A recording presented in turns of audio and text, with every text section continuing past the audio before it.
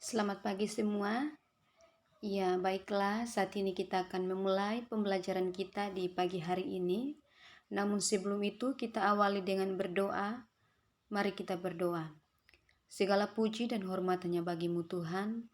Di pagi hari ini kami sebagai guru bahkan siswa-siswi akan memulai pembelajaran materi di pagi hari ini.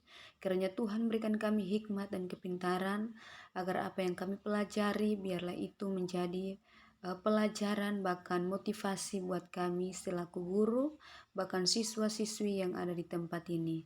Terima kasih Bapa, kami berdoa dalam nama Yesus. Haleluya. Amin. Ya, baiklah anak-anak, saat ini kita akan memulai materi kita dengan judul atau topik di hari ini yaitu hidup beriman.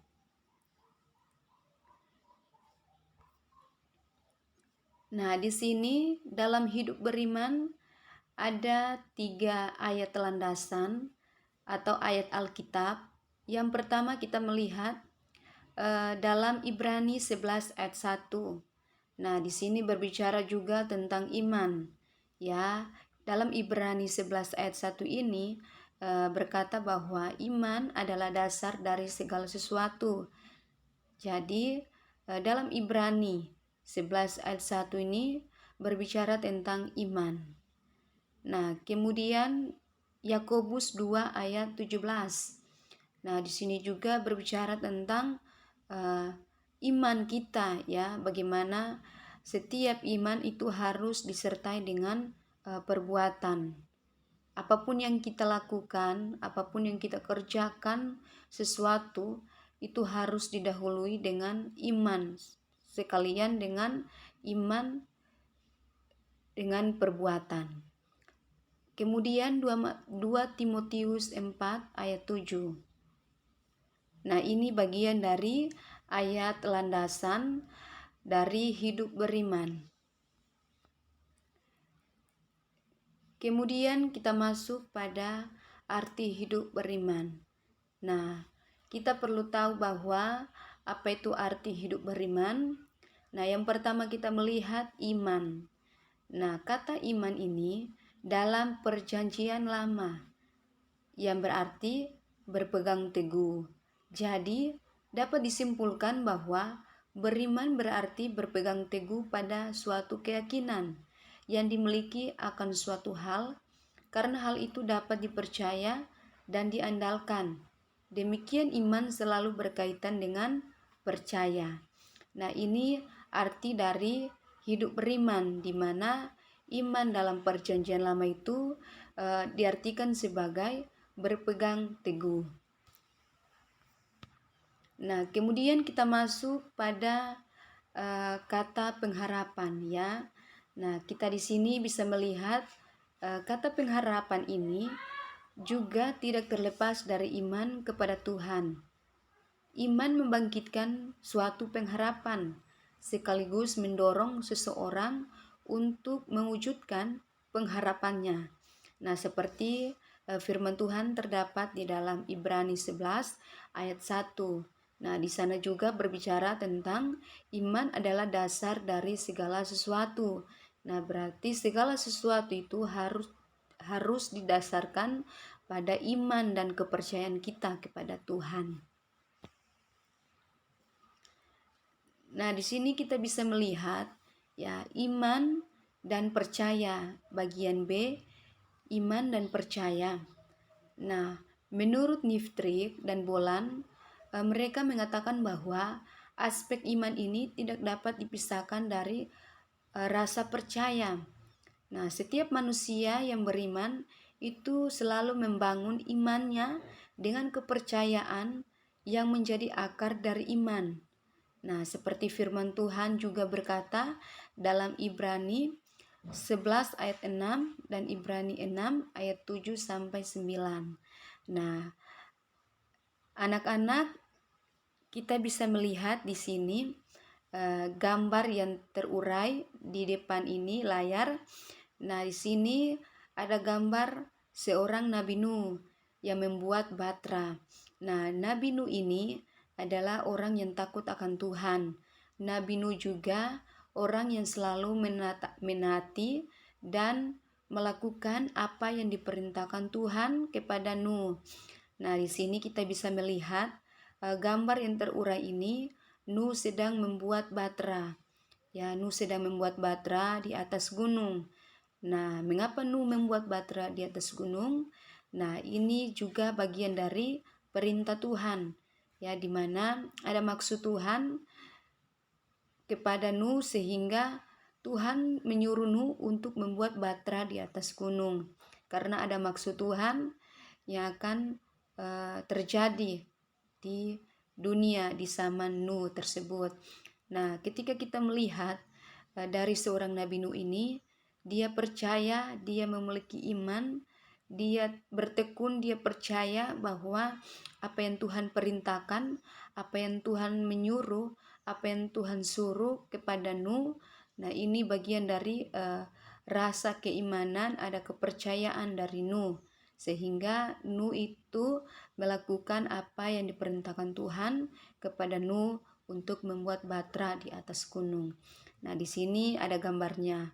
Ketika Nuh membuat batra di atas gunung, banyak orang yang mengejek Nuh, banyak orang yang mengolok Nuh. Mereka mengatakan bahwa Nuh itu sudah gila, Nuh itu sudah tidak waras lagi. Karena mengapa menurut pemandangan orang-orang yang ada di sekitar itu, mereka mengatakan bahwa Nuh itu sudah tidak waras lagi karena dia mendirikan batra yang besar di atas gunung.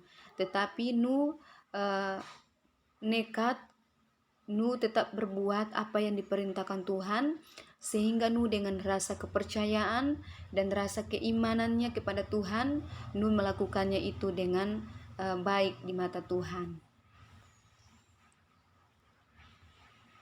Nah,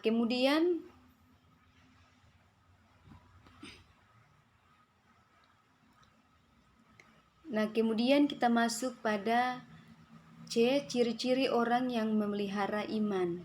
Nah, adik-adik di sini bisa melihat yang pertama yaitu kita pelajari bagaimana kita bijaksana dalam memposisikan diri di tengah krisis yang sedang dihadapi. Artinya, kita sebagai manusia harus bijaksana mengambil langkah ya dalam kita memposisikan atau kita menaruh hidup kita saat di tengah krisis atau masalah yang kita hadapi, agar hidup kita tetap baik, hidup kita tetap bertekun, tetap mengandalkan Tuhan dalam setiap krisis bahkan masalah yang kita hadapi. Nah, kemudian yang kedua, tetap menghormati norma sosial masyarakat. Nah, yang kedua di sini artinya bagaimana kita sebagai manusia yang hidup di tengah masyarakat, ya kita manusia tentunya sangat membutuhkan interaksi sosial antara satu dengan yang lain. Itu sebabnya dalam lingkungan masyarakat ada norma-norma sosial yang diajukan. Itu sebabnya kita sebagai umat yang bermasyarakat, marilah kita menghormati setiap norma yang telah diajukan baik dari pemerintah ya, bahkan sampai yang terpusat dalam mengajukan berbagai norma atau peraturan. Jadi kita sebagai umat-umat dalam bermasyarakat, kita harus menghormati dan menaati setiap norma yang diberikan atau aturan yang ada. Kemudian yang ketiga, menerima keterbatasannya sebagai manusia. Nah, seringkali kita sebagai manusia tidak mau menerima setiap keterbatasan kita, baik itu kekurangan, kelemahan. Ya, kadang manusia itu tidak mau menerima apa yang ada dalam dirinya atau apa yang ada dalam hidupnya. Namun di sini ciri-ciri orang yang memelihara iman mengajak kita untuk kita tetap menerima keterbatasannya sebagai manusia. Apapun yang menjadi keterbatasan kita sebagai manusia, baik kekurangan, keterbatasan, kelemahan, ketidakmampuan sebagai manusia, kita harus menerima apa yang ada dalam setiap diri kita, dalam kehidupan kita, karena kita adalah umat ciptaan Tuhan yang Tuhan ciptakan dalam kehidupan kita sebagai manusia. Kemudian yang keempat, terus menjaga dan membina hubungan yang akrab dengan Tuhan melalui doa dan membaca Alkitab. Nah, yang keempat ini mengajak kita bagaimana kita terus menjaga dan memelihara hubungan kita dengan Tuhan. Nah, membangun hubungan kita dengan Tuhan salah satunya dalam bentuk ya seperti melalui doa, kemudian kita membaca firman Tuhan. Nah, itu bagian dari sikap kita, bentuk atau cara kita di mana kita membangun hubungan kita yang akrab, menjaga hubungan kita dengan Tuhan, yaitu dengan melalui doa dan membaca Alkitab. Nah, kemudian yang kelima, tetap setia apapun keadaannya.